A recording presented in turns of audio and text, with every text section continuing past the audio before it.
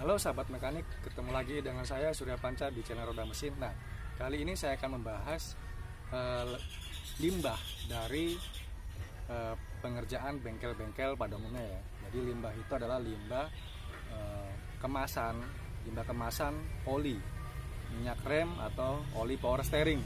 Yang mana biasanya kemasan ini dikumpulkan dan setelah kumpul banyak itu dikilo. Nah, setelah dikilo biasanya itu dibeli oleh pengepul, oleh orang lain yang pekerjaannya hanya mengumpulkan barang-barang bekas. Nah, biasanya bungkus kemasan-kemasan oli ini itu dipakai dan disalahgunakan untuk menjadi kemasan oli palsu. Nah, seperti ini ya. Ini contoh botol oli Pertamina. Jadi sumpama ini Meditran XX. Nah, ini kan botolnya masih bagus. Kalau dikumpulkan banyak dan dijual di kilo di pengepul rongsok misalnya. Nah, ini cenderung biasanya itu dimanfaatkan untuk oleh orang-orang yang nggak bertanggung jawab ya, bukan pengepulnya tapi oleh orang-orang yang nggak bertanggung jawab untuk memproduksi oli palsu. Jadi kemasan ini diolah lagi, diganti lagi stikernya, diperbarui lagi, tutupnya juga diperbarui lagi, dikasih segel seperti asli. Nah, tapi oli di dalamnya itu adalah oli palsu.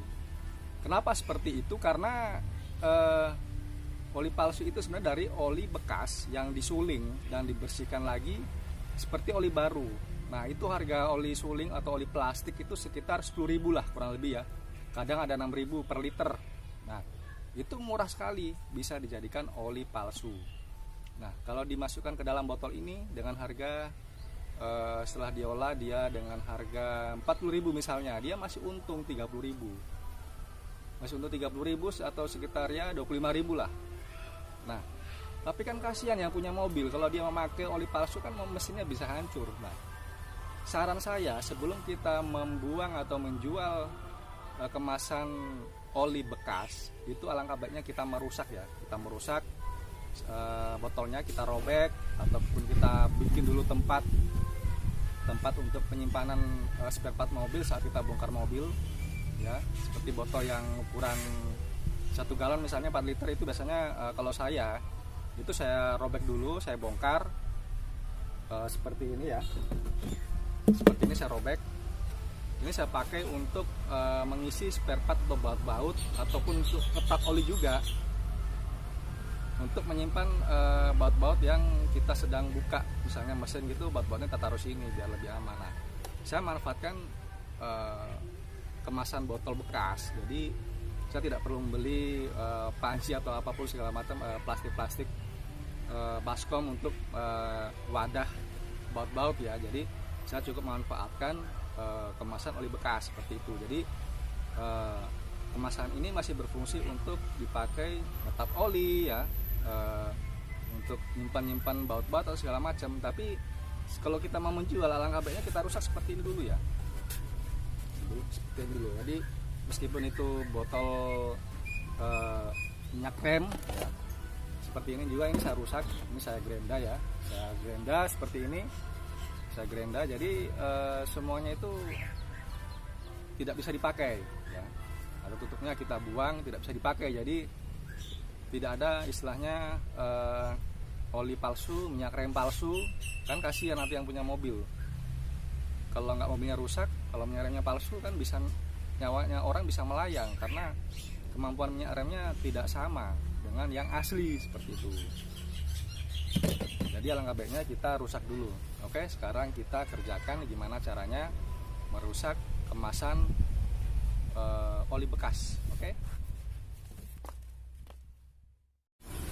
Nah, sekarang kita akan merusak kemasannya ya. Jadi saya pakai gerenda seperti ini supaya lebih cepat. Kalau saya pakai pisau agak kesulitan, jadi saya pakai gerenda. Nanti gerenda ini akan merobek-robek kemasan ini ya. Oke, kita lakukan sekarang.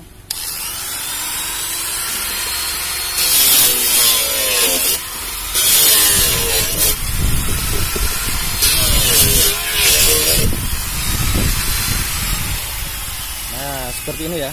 Jadi dia robek, jadi tidak bisa dipakai lagi. Nah, tutupnya kita pisahkan ya, ataupun kita rusak. Oke, jadi tutupnya bisa kita rusak juga supaya tidak dipakai. Nah, seperti itu yang saya lakukan untuk mengantisipasi agar kemasan oli bekas tidak dipakai lagi menjadi kemasan oli palsu. Nah, oke sahabat mekanik, semoga cara saya ini atau video kali ini bisa bermanfaat untuk kita semua, supaya tidak ada pihak-pihak yang tidak bertanggung jawab atau pihak-pihak yang akan membuat oli palsu. Jadi sebelum itu terjadi kita sudah mengantisipasi dengan cara seperti ini. Nah, oke, cukup sekian dari saya. Jangan lupa cek roda dan mesin sebelum dipakai. Oke.